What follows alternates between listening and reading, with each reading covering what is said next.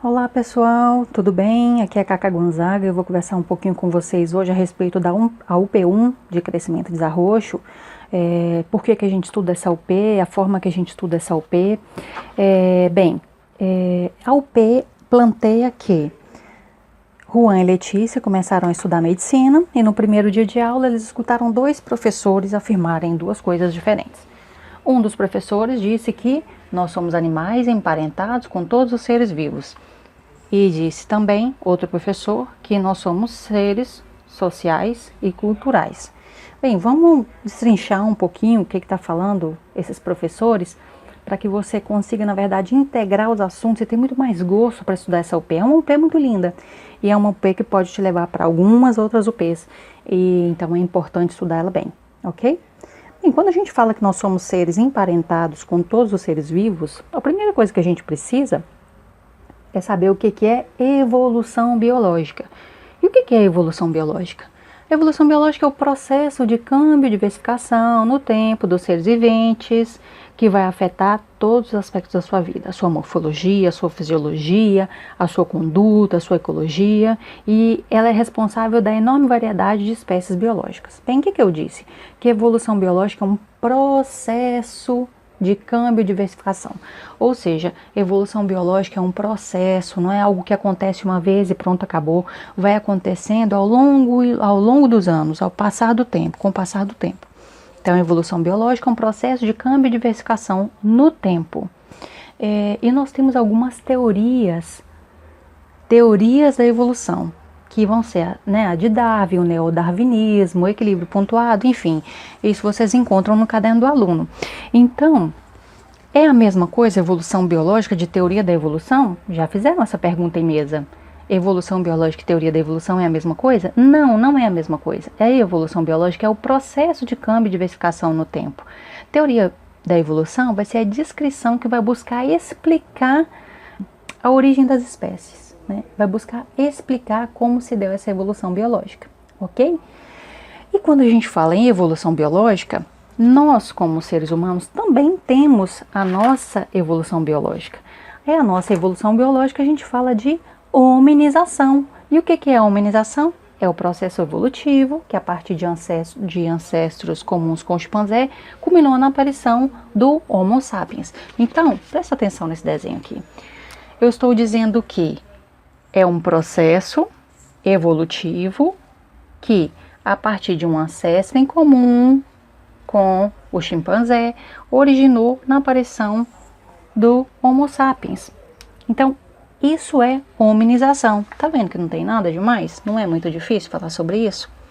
E quando a gente fala de hominização, ou seja, dessa evolução biológica da espécie humana, dos seres humanos, a gente vai falar sobre homínidos. O que são os homínidos? Vai ser a categoria que compreende os homens atuais e todos os seus ancestros, já extinguidos, obviamente. Então, quando eu falo de homínido, eu começo a falar do Australopiteco. O Australopiteco é aquele que surgiu lá na África, ao redor de 4 milhões de anos. E qual é a característica principal, o rasgo principal do Australopiteco? É a bipedestação. Não confunda isso. Outra pergunta de mesa: quando é que se deu a bipedestação? Com o gênero Australopiteco, ok? E depois do gênero Australopiteco, nós falamos sobre o gênero Homo, a aparição do gênero Homo, que vai ter outro rasgo evolutivo característico desse gênero, que vai ser o progressivo aumento do volume cerebral. Então, aqui, gênero Homo é o aumento do volume cerebral.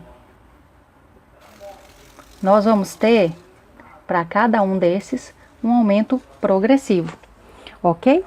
Então, quando a gente fala, o primeiro do gênero Homo é o Homo habilis, O Homo habilis, ele, durante muito tempo, os australopitecos, eles conviveram em distintos pontos da África com esse homínido de maior capacidade craniana, que era do gênero Homo, que era o Homo habilis. O volume cerebral dele aumentou e ele recebeu esse nome de habilis porque ele começou a utilizar ferramentas bem rudimentares. Na verdade, o Homo habilis, ele utilizava, por exemplo, a pedra como faca, como lança, mas ele não fazia essa ferramenta muito detalhada, né? Ele utilizava mesmo como uma ferramenta. Bem, depois nós temos o Homo erectus. O Homo erectus, ele tem uma capacidade craniana ainda maior do que a do Homo habilis. Ele era caçador-recoletor, ele usava ferramentas de pedra, mas ele fazia ferramentas mais elaboradas, né? Ele usou o fogo, ele sabia manejar o fogo, ainda que não se sabe se ele podia acender esse fogo, né? Se ele era capaz de acender esse fogo. Depois nós temos o Homo sapiens, que tem um volume cerebral ainda maior, em torno de 1.350 centímetros cúbicos. Ele surge na África, né? Existem algumas teorias a respeito do surgimento do Homo sapiens, e a teoria que se aceita na faculdade é a de origem único ou a de teoria da Arca de Noé, que fala que uma única poblação de Homo erectus evolucionou até Homo sapiens e pequenos grupos desse Homo sapiens, totalmente evolucionados já, eles foram saindo da África. Passaram pela Ásia primeiro, depois a Europa, depois a Oceania e finalmente chegaram na América, né? Os grupos de Homo erectus que haviam abandonado a África, eles foram para a Ásia, para a Europa, não evolucionaram a Homo sapiens, eles se extinguiram. Bem, e aí o que acontece, gente? Quando a gente vê essa UP assim, a gente pensa, tá, beleza, mas aí eu estudei evolução biológica, tá, eu entendi por quê. E por que eu vou estudar, por exemplo, crânio e coluna? Bem, veja bem, quando a gente fala que o australopiteco, ele adquire a bipedestação, eu vou falar que esse australopiteco, né, que esse homínido, né, ele foi adquirindo a bipedestação. Eu não digo, por exemplo, que ele era totalmente bípedo, né, porque essa bipedestação total a gente adquire bem depois, mas ele vai se tornando, com o tempo, né, totalmente ereto, né. Então, aqui eu vou estudar o quê? Eu vou estudar coluna. Então, eu vou estudar como está formada a coluna, quais são os ligamentos, como são esses ossos, qual o nome disso, quais são as suas porções. Eu vou estudar o disco intervertebral. Então, muito importante eu ter essa noção da coluna. E aí, olha o que acontece. O gênero Homo, ele tem o quê? Qual o principal rasgo dele? O aumento do volume cerebral. Então, eu vou falar sobre crânio.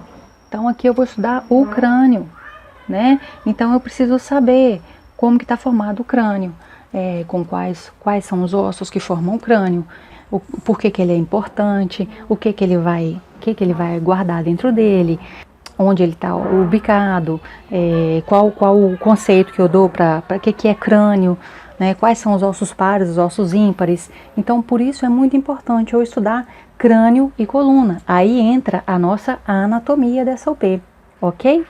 Quando eu falo, por exemplo, que o Homo erectus, ele começa a manejar o fogo, né? O Homo erectus, ele começa a manejar o fogo.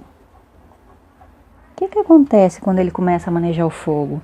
Primeiro, antes ele é caçador-recoletor, né? Ele começa a manejar esse fogo, e ele começa então a comer mais proteína, ele come aquela proteína, aquela carne que ele comia antes, né, enfim, crua, agora ele começa a colocar aquilo ali no fogo, ele descobre a utilidade do fogo, né, e então ele utiliza esse fogo e ele começa a consumir mais proteína.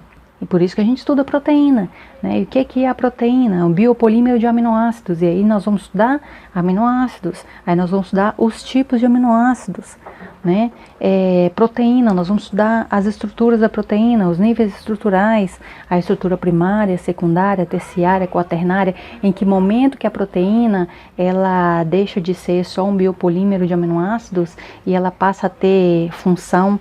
O que acontece com o pH, se o meu pH aumenta, ou é o meu pH, se ele aumenta, se ele diminui, a temperatura, se a pessoa tem uma febre, por exemplo, o que acontece, né? Essa temperatura aumentando muito, eu vou desnaturalizar a proteína, né? Essa desnaturalização, ela é reversível? Ela é irreversível? Por isso que a gente vai estudar tudo isso, né? Por essa questão de que a proteína, nós somos feitos de proteína. Então é muito importante eu saber essas informações. Quando a gente fala de proteína, nós vamos falar também de enzima, né? O que é uma enzima? Quais são as suas classificações? Qual a classificação de enzimas? Por que eu utilizo a enzima? Em que ela vai ser importante? Ela precisa ser ativada? Ela está ativada o tempo inteiro? Em que momento que ela vai agir? A temperatura vai modificar? O pH vai modificar alguma coisa no funcionamento dessa enzima?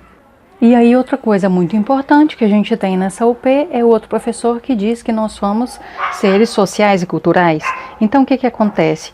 Primeiro, esse homem, quando ele começa a fazer o fogo, ele começa a manejar esse fogo, ele começa a se sentar com os outros, né, que vivem ali na caverna com ele começa a sentar, faz o fogo, ou seja, ele pode ficar até mais tarde do lado de fora, ele está aqui junto com os seus e ele vê uma fumaça lá longe, então ele sabe que onde há fumaça, há fogo, então ele sabe que existem outros que estão fazendo a mesma coisa que ele, então ele é capaz de ir até lá. Quando ele vai até lá, ele descobre formas diferentes de utilizar aquele fogo, ele tem contato com os outros, então isso vai formando novas culturas, né? Ele vai se socializando, ele vai sendo capaz de se socializar e de formar novas culturas. Então por isso que a gente vai estudar toda essa parte social dessa UP. Né? Vai ser a diferença entre cultura e educação, cultura versus civilização. É preciso ler esses textos relacionados à cultura, isso é muito tomado em mesa, né? Processo de hibridação cultural, o que é uma cultura híbrida. Então é muito importante você saber a respeito, por exemplo, de Canclini, o que Canclini falou, o que era cultura para Canclini. Então é aí que entra essa questão cultura, né? Esse ser humano, ele tem contato com outros, né? Esse fogo traz essa possibilidade dele ter esse contato.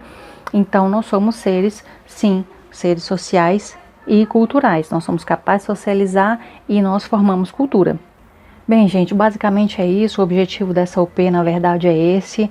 É a gente levantar essas questões da evolução biológica, falar sobre as teorias que falam a respeito dessa evolução, falar dessa evolução do ser humano, que é essa hominização, conhecer os homínidos, né, os australopitecos e o gênero Homo, até chegar em Homo sapiens, saber de onde nós viemos e falar também que nós somos seres sociais e culturais. Nós somos seres sociais e culturais, então nós somos capazes de formar cultura e viver em sociedade. Ok? Eu espero que tenha ajudado. Um grande abraço para vocês. Se inscrevam no nosso canal, curtam, passam para os amigos. Se isso for importante para você, pode ser importante para outras pessoas, ok? Um abração.